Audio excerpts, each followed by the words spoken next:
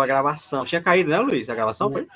Foi o seguinte, aconteceu que eu fiquei desconectado, mas a minha internet não caiu, não. De repente eu fiquei sem Ela continuou, né? Aí eu pedi para reiniciar, entendeu? Aí agora continua. Ela pediu para reiniciar a gravação. Foi, o próprio. Ah, sim. Então ela continua. Foi a mensagem. Eu entendi. Bom, então nós vamos dar continuidade aqui. Diga lá, Cláudio. Wagner, como está gravando, eu vou te avisar que aí atrás de você parece que tem algum som, não sei se alguém no telefone ou alguma televisão, rádio ligado, porque está saindo bem, bem alto aí no seu fundo aí. Só para você estar ciente, porque está gravando, né? Não sei se o Luiz está ouvindo. Acho que foi o telefone que a menina atendeu ali no outro cômodo e colocou no Viva Voz. Eu acho que eu não percebi. Eu já comuniquei ela para baixar um pouco. Vocês estão ouvindo algum outro ruído de som? Não, agora diminuiu, mas estava um som muito alto, como se fosse várias pessoas falando atrás de você. Era um Viva Voz. Uma pessoa que estava falando ali no outro compartimento, mas já não era aqui em casa, não. Vamos dar aqui sequência. Eu não prestei atenção, eu estava tão atento à leitura que eu também não prestei assim tanta atenção. O microfone é sensível, portanto, ele fala, né, dessa outra parte mais fácil. O microfone está ligado? Tá ligado, que eu acabo esquecendo. Outra mais fácil, de que meios se servem a cultura para refrear a agressão. Essa frase é interessante. Há uma outra pergunta mais fácil, de que meios serve a cultura para refrear a agressão. E que a ela se opõe para neutralizá-la. Talvez eliminá-la. Já tomamos conhecimento de alguns desses métodos, mas não daquele que é aparentemente o mais importante. Podemos estudá-lo na história do desenvolvimento do indivíduo. Podemos estudar dessa forma o desenvolvimento do indivíduo, como diz o outro parágrafo, o que acontece com ele para neutralizar sua agressividade. Algo muito notável que não teríamos imaginado, mas que é muito fácil de compreender. A agressão é introjetada. Então, veja bem, eu introjetei, eu identifiquei, eu projetei. Eu tenho trabalhado com essa temática lá no nosso curso de terapia de casais, curso que eu fiz também, né? Óbvio, no ano passado. E eu acho interessante, toda literatura, quando psicanalítica que me vem esta palavra, e agora o Freud destaca aqui no livro, no capítulo 7, do mal-estar da civilização, a agressão é introjetada, interiorizada, olha aí, na verdade mandada de volta à sua origem. Que coisa! A agressão é introjetada, eu introjetei, interiorizada, está em mim, eu identifiquei. Tem gente que não identifica, né? Por isso que tem que ir para análise, que há várias formas, há várias maneiras e formas e múltiplas que não sabemos, só a análise vai dizer. Que, na verdade, para que eu possa projetar tudo isso, na verdade, mandada de volta à sua origem. Portanto, dirigida contra o próprio eu. Olha como a resposta vem, contra o próprio eu. Ali ela é assumida por uma parcela do eu, que se opõe ao restante na condição de super-eu. Veja bem, ó. Olha só. Ali ela é assumida por uma parcela do eu, do meu eu. A minha contribuição. Que se opõe, eu fui oposto ao restante na condição de super-eu, do superego. E que então, como consciência moral, entre aspas, é a regência moral, eu me atenho à regência moral, que é o superego, é o xerife, está pronto a exercer sobre o eu a mesma agressão severa que este teria gostado de satisfazer à custa de outros indivíduos. Chamamos de consciência de culpa a tensão entre o super-eu e severo e o eu submetido a ele. Ela se exprime como necessidade de punição. Assim, a cultura domina a perigosa agressividade do indivíduo na medida em que o enfraquece, desarma e vigia através de uma instância em seu interior, do mesmo modo que uma tropa de ocupação na cidade conquistada. O modo de pensar do analista acerca da origem do sentimento de culpa é diferente do habitual entre o psicológico. Ele diz mais aqui do outro lado, deste parágrafo, não será fácil prestar conta a respeito. De início, quando se pergunta como alguém chega a ter um sentimento de culpa e recebe-se uma resposta que não se pode refutar.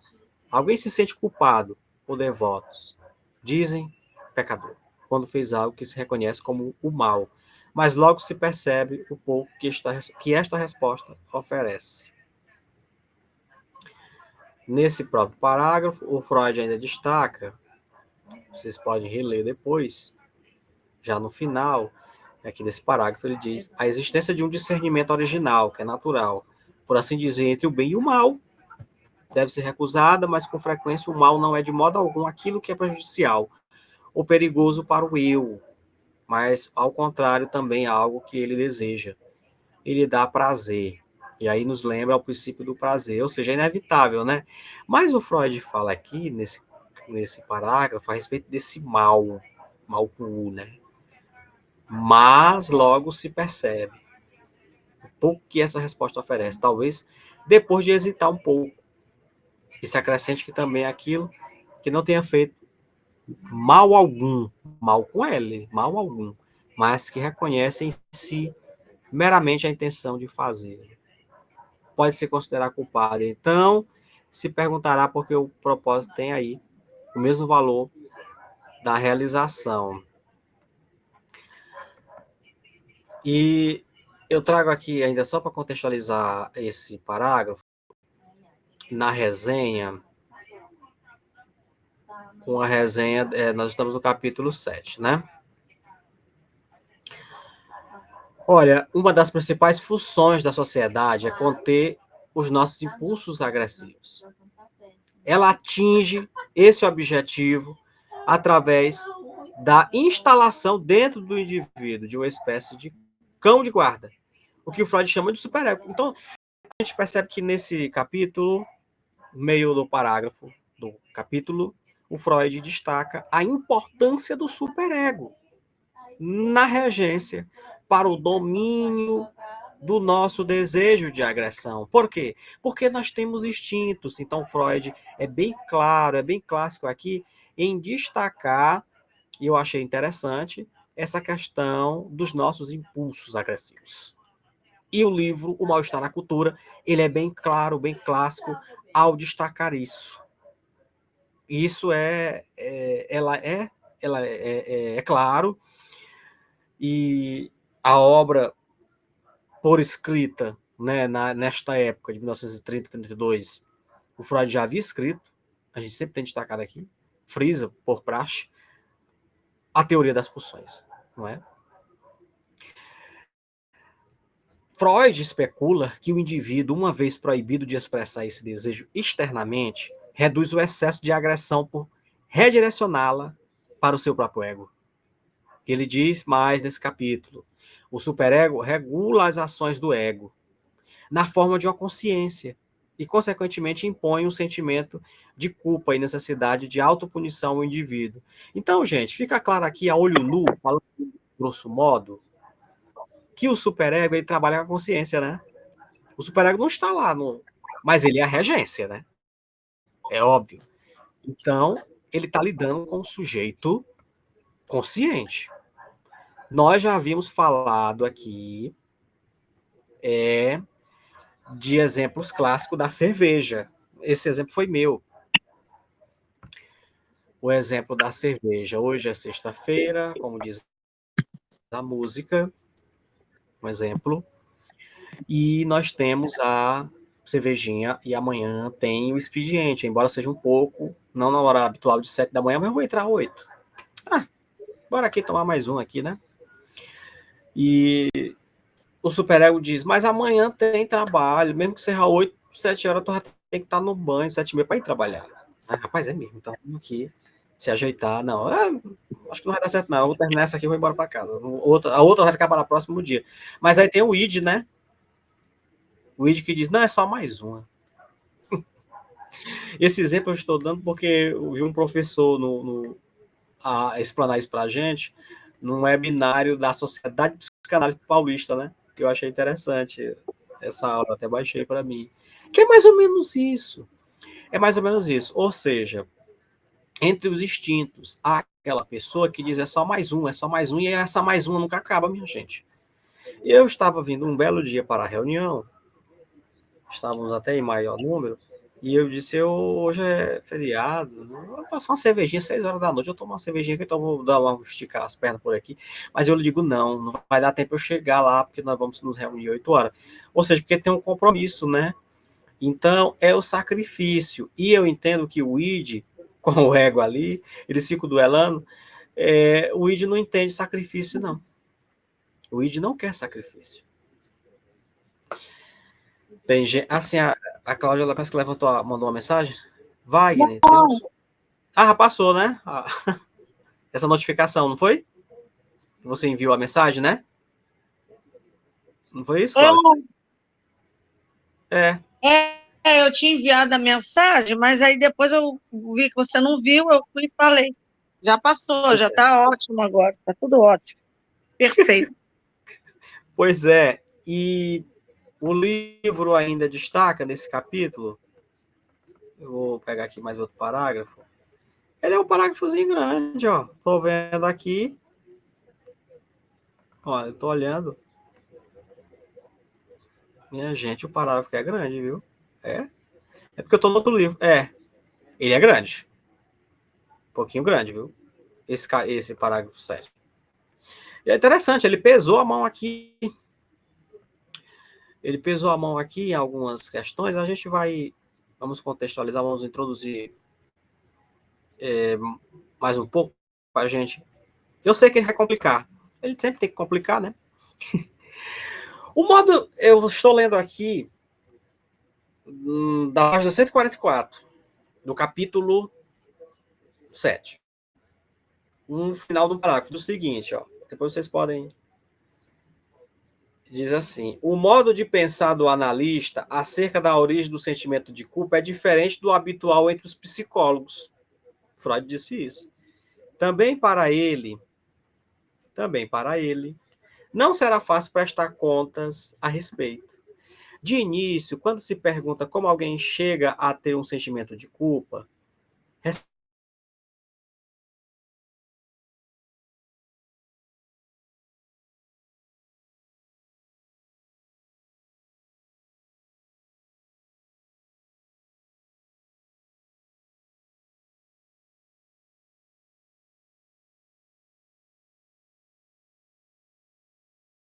se acrescente também que aquele que não tenha feito mal algum, mas que reconhece em si meramente a intenção de fazê-lo, pode se considerar culpado, e então se perguntará por que o propósito tem aí o mesmo valor que a realização. Ambos os casos, porém, pressupõem que já se tenha reconhecimento do mal como reprovável, como algo que não deve ser feito. Aqui ele está falando sobre a culpa, né? O sentimento de culpa, né? Que é inevitável, né? Com frequência, o mal não é de modo algum aquilo que é prejudicial ou perigoso para o eu, mas o contrário. Eu só fiz essa releitura. Baixando aqui, na página desse livro aqui, 150. Ele fala aqui numa parte interessante. Na página 150, ainda num parágrafo, ele diz assim, ó, vou ler só essa parte final. O povo de Israel se considerava o filho predileto de Deus. E quando o grande pai permitiu que uma desgraça após outra se abatesse sobre o seu povo, este não perdeu a confiança nessa relação, nem duvidou do poder de justiça divina, mas produziu os profetas que censuraram sua pecaminosidade e criou a partir de sua consciência de culpa os preceitos extremamente rigorosos de sua religião sacerdotal, como é diferente o comportamento do homem primitivo. Viu? Quando é atingido pela desgraça, ele não atribui culpa a si mesmo, mas ao fetiche, que evidentemente não cumpriu os seus deveres, e trata de espancá-lo em vez de punir a si próprio. Conhecemos, portanto, duas origens do sentimento de culpa: medo da autoridade e o posterior medo do supereu. O primeiro obriga a renunciar à satisfação de impulsos.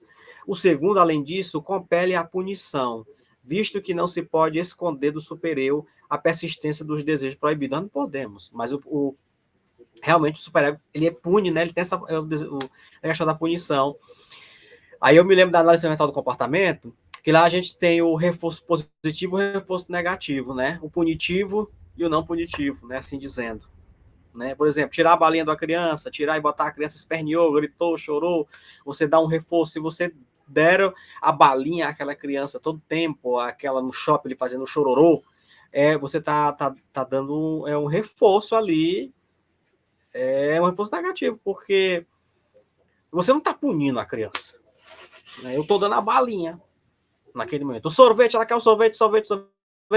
Terminou um sorvete, quer o outro sorvete. Né? Não, aí o menino chora, espernia, porque ele sabe que o pai, a mãe vai atender aquele pedido, né? Ele não vai punir, mas quando tem a punição ali naquele momento, a criança vai sentir. Na análise experimental do comportamento também a gente estuda sobre isso. E continuando aqui no livro, gente, o Freud continua a falar a respeito do sentimento de culpa, que é uma grande desvantagem econômica da instauração do supereu, ou como se pode dizer, da formação da consciência moral. A renúncia aos impulsos não possui mais nenhum efeito libertador. A abstenção virtuosa não é mais recompensada com a garantia do amor e a infelicidade que ameaça de fora a perda do amor e a punição por parte da autoridade externa. Foi trocada por uma infelicidade interior permanente à atenção do sentimento de culpa. Pois é, esse capítulo é interessante estudar com a teoria das pulsões e a gente se voltar ao id, ego, superego, né?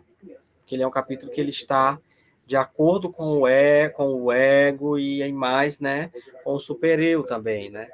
Destacando essa questão do...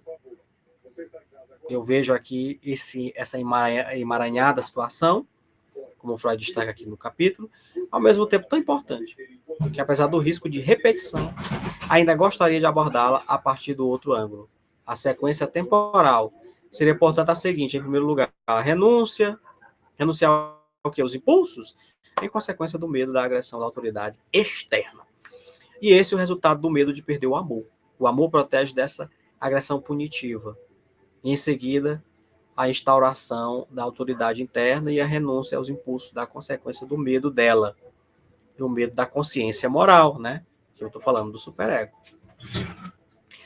É interessante o capítulo, porque o Freud vai de encontro à consciência moral, né, que destaca essa questão paradoxal da consciência e o resultado da renúncia aos impulsos, ou a renúncia dos impulsos, que não é imposta de fora, e cria a consciência moral, que então exige mais ainda renúncias. Ele está ali duelando, né? Está exigindo. Na verdade, não há contradição tão grande entre esta tese e a referida gênese da consciência moral.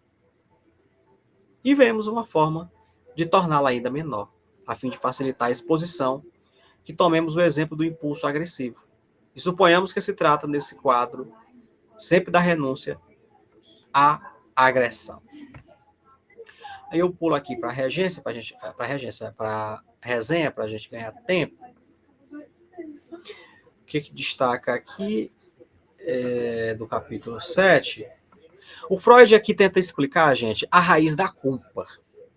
Este capítulo fala da raiz da culpa, essa questão do medo, da resposta, da satisfação também. Concluindo que ela surge de fazer alguma coisa ou com a intenção de fazer algo ruim. Sim. Seja ou não a ação ou a intenção ruins, em termos absolutos morais, é irrelevante. Isso é suficiente para o ego considerar como tal. O Freud vai mais longe, gente. No entanto, ao rejeitar a existência de uma capacidade natural para distinguir entre o bem e o mal. Pois é, aí ele o que se considera ruim, muitas vezes faz bem é desejável para o ego. Para o ego. Estamos aqui recapitulando. Para Freud, a única coisa ruim nesse sentido é a ameaça da perda do amor. Em crianças, esse medo é agudo e envolve perder os pais.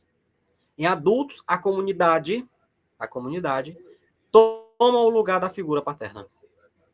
Entendeu? É interessante, né? Com a criação do superego, vem um sentimento de consciência pesada, já que ele é internalizado. O superego, nós sabemos que ele regula omniscientemente os nossos pensamentos e ações. E aí a gente percebe que as emoções são externas, né? Vai mais de encontro ao ego, né? Empiricamente falando. E o id, ele fica ali, né? Naquela... É o pé na jaca, né?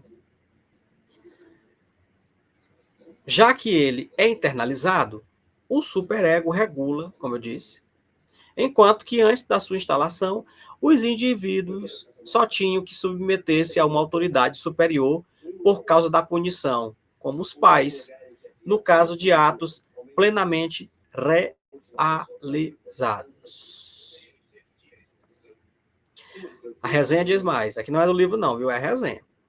Aqueles que têm realizado a santidade a um extremo estão, paradoxalmente, eu disse agora há pouco no livro, mais próximos de se sentirem pecadores. A frustração externa também aumenta o poder da consciência estabelecida com essa questão. Aí nós temos duas culpas do medo, né? Como eu falei no livro, que é o medo da autoridade e o medo do superego. As duas coisas são quase iguais, né? Mas essa autoridade aqui, vamos ampliá-la, né? Essa autoridade, ela ganha campo. Neste último caso, a renúncia do instinto não liberta o indivíduo da sensação de culpa interna, que o superego continua a perpetuar, por extensão, a fim de manter sua própria ordem. E estabilidade. A civilização reforça o sentimento de culpa para regular e acomodar os números crescentes de relações entre os homens. Conforme o tempo passa, torna-se uma força mais repressiva que os indivíduos acham cada vez mais difícil tolerar. Pois é. Então, a gente já viu aí, esse capítulo, ele destaca a importância dessa questão da regência do superego, desse medo, dessa autoridade, desse mal, né? Que mal é esse? Vamos aqui para a gente concluir. Eu vou lá para o final do último parágrafo, do capítulo 7. Depois, quem está ouvindo, a sugestão é que leia e releia o capítulo 7 e acompanhe a teoria das pulsões. Por exemplo, a segunda tópica do Freud, id, ego, superego. É importante a gente rever. Ele destaca aqui, esse capítulo ele é um misto, viu? Ele é um misto. Ele continua a falar da consciência moral, da fatídica inevitabilidade do sentimento de culpa, que não é realmente decisivo. Ele fala também do conflito que é atiçado entre o homem e a tarefa da convivência. Fala do complexo de Édipo também. O que a gente encontra nesse capítulo. O que ele fala mais aqui? A humanidade, as massas. Pois é, no outro capítulo, no anterior, ele já destacava essa questão, voltando ao primitivo, né? A comunidade primitiva, né? E para mim finalizar esse capítulo, eu vou fazer a leitura do último parágrafo. Estou aqui vendo o lado aqui, porque eu estou olhando esse PDF, é outro livro. Eu vou ler esse último parágrafozinho aqui da minha página 161, viu? Diz o seguinte: o que começou em relação ao pai se costuma em relação à massa. Perceberam? O que começou em relação ao pai se costuma em relação à massa, comunidade. Se a cultura for o desenvolvimento necessário da família até a humanidade, então a escalada do sentimento de culpa, talvez até as alturas que o indivíduo acha dificilmente suportáveis, está ligada à cultura de maneira indissolúvel. Que cultura é essa? Que mal está esse? Como consequência do conflito inato de ambivalência, como consequência da eterna disputa entre o amor e o anseio da morte, entre Eros e Thanatos, né? Isso faz lembrar de quê? Da comovente acusação do grande poeta aos poderes celestiais. Aí ele tem aqui uma frase. Vós nos conduzis vida adentro. Deixais a pobre criatura tornar-se culpada. Então a abandonais ao tormento, pois nesta terra toda culpa é vingada. E bem podemos suspirar por saber que é dado a alguns homens extrair do torvelinho de seus próprios sentimentos, sem muito esforço, as mais profundas compreensões até as quais temos de abrir caminho em meio à incerteza torturamente e mediante a um tatear infatigável. Ele termina aqui.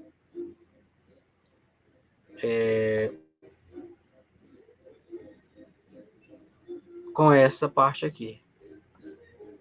Pois é. Já para o capítulo 8, e essas foram as considerações, novamente eu sugiro a leitura do livro Mal-Estar na Civilização. Quem já leu, releia o capítulo 7. No capítulo 8 da próxima semana, ainda do mês de outubro, nós vamos falar. O Freud começa dizendo o seguinte, eu vou ler só um pedacinho do capítulo 8, só um primeiro parágrafozinho, viu?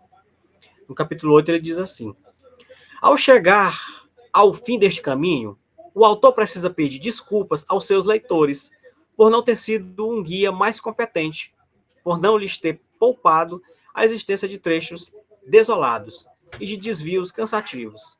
Não resta dúvida de que isso pode ser feito melhor. Tentarei agora mediar um pouco essa situação. É o Freud sendo Freud. Olha, gente, na verdade, esse livro, como a gente já falou, a gente pegar qualquer resenha, eu já vi vários vídeos, né, de companheiros da psicanálise de grande carreira. É o mal-estar da cultura, né? E ele conversa nos primeiros capítulos com ele teoriza a teoria das pulsões, ele traz textos do mal-estar, do futuro de horizão, ele fala do toteísmo, ele fala em todo o livro do homem primitivo e da devoção desse homem, da devoção do homem à religião e ao mesmo tempo da devoção ao homem, né? Que ele faz essa analogia. Bom, era isso. Nós chegamos a quase 1 hora de gravação aqui, né? Estávamos antes, então, ou seja, mais de 1 hora a gente está por aqui. Eu passo aqui a palavra aos dois, né, que estão aqui nesse momento na sala, o Cláudio e a Luiz, Cláudia, a Cláudia, né?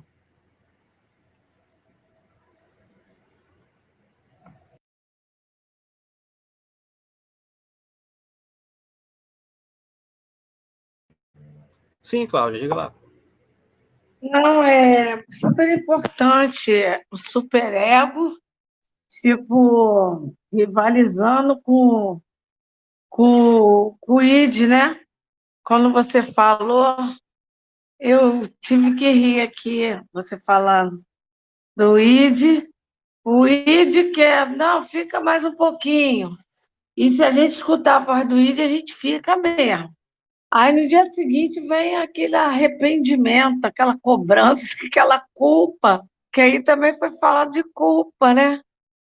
A gente se culpa, por quê? Porque a gente ouvimos o id, né? Aí vem o superego como juiz falando lá na nossa mente, por que que você ficou? Se você não ficasse hoje, você não ia perder a hora, ou você não ia acordar cansado, você não ia acordar indisposto, né? É o que acontece, é realmente esse duelo aí, isso muito bem exemplificado por você, esse duelo. Porque, Wagner, o que eu observo é que muitas pessoas, simplesmente, quando não conhecem a psicanálise, ela não sabe nem do inconsciente, não sabe do superego e do ego, seu próprio eu. As pessoas, elas fazem muita coisa e o que que elas fazem? Elas não têm esse conhecimento, então, impiamente, o que que elas fazem? Ah, espiritualiza o negócio. Se eu fiquei, foi porque é minha carne, o desejo da minha carne. E se eu, no dia seguinte, me arrependo, foi porque o Espírito Santo me repreendeu. E eu, antes de chegar na psicanálise, eu falo por mim. Pensava dessa forma. E eu ficava buscando todas as minhas respostas dentro da religião. E graças a Deus, hoje, eu consegui resolver algumas demandas, ainda faltam muitas, entendeu? Inclusive a pulsão da agressividade é uma coisa muito forte de se dominar, acho que é a pior parte, né? A gente tem que estar sempre ali deixando o superego nos frear, né? E é como se o superego fosse aquela rédea, né, do cavalo também, né? O cavalo está indo desembestado, aí o superego vem como uma rédea para nos dar aquele freio. E hoje eu agradeço por essa aula, por estar aqui participando. É, para muitos pode ser pouco, mas para mim é um grande avanço. E gratidão mais uma vez a você e ao Luiz por estar aqui cooperando, né, com essa leitura, com esse momento que, como você fala, Freud tinha também. E hoje nós estamos aqui revivendo, né, e colocando em prática. Muito obrigado, Wagner. Muito bem. Pois é, então a gente fica por aqui. Na próxima semana a gente vai voltar aí com os amigos a falar do capítulo 8, não é isso, Luiz? Isso, exatamente, capítulo 8. O Wagner, eu queria te agradecer também. Tem muito tempo que eu li esse livro aí. Tô percebendo que eu tenho que voltar a ler esse livro. Né? A gente tem sempre que voltar, né, nas leituras. Gostei muito que esse capítulo chamou atenção sobre as pulsões, né? Aí você usou o exemplo aí do id e do superego, né? Aí eu fiquei lembrando aqui, né, que às vezes eu fico bastante pulsional, né? Eu deixo o meu id tomar conta, com o exemplo que você deu aí da cerveja, né? Ai, Eu ai, acho que todos nós temos ainda algum momento. Tem gente que acaba na comida, né? Come tudo, depois fica morrendo com dor de barriga ou da pois, indigestão, enfim. é, Aí já fora se chama pecado da gula, não? Pecado da gula, o olho maior do que a barriga, enfim, é exatamente. uma série de coisas. Mas eu tenho me policiado muito nisso aí, né? Não queria levar pro lado pessoal, entendeu? Mas eu tenho me policiado muito nisso aí. E realmente no outro dia, né? No outro dia vem um super ego cobrar a gente, né? Vem aquela cobrança, né? Eu estou tentando também me orientar. Diga, Cláudia. É luta, é batalha. Antigamente eu achava que era uma luta. Eu queria ir embora, mas a minha carne queria ficar. Agora eu já sei o que é. No dia É um. seguinte vinha aquele arrependimento. Ai, meu Deus, por que que eu não fui embora? Né? Aí a gente fica se culpando, né? Aí se cobrando e tal. A gente não sabe o que é. Pensa que é, ai, o Espírito Santo. Eu até sonhava, às vezes. Agora eu entendo. E o Mesmo fundamental de, bebezinha já dá para entender alguma coisa. e o Hã? fundamental de tudo isso é o Sim. próprio nome do livro, né? O título do livro, né? O mal-estar, né? Esse mal-estar é de todos nós, né? Teve uma participação que eu tive que eu falei muito sobre a angústia, né? Eu não sei se foi o capítulo 5 ou 6. Eu acho que, se eu não me engano, foi o capítulo 5, né? Que eu lembrei bastante da angústia, né? Que a angústia, né? Para a filosofia, e acredito também que para a psicanálise, é inevitável. É inevitável. Aí, voltando à questão do id, né? E o superego fazendo uma relação com a religião, é como se fosse um santinho de um lado e um capetinha do outro.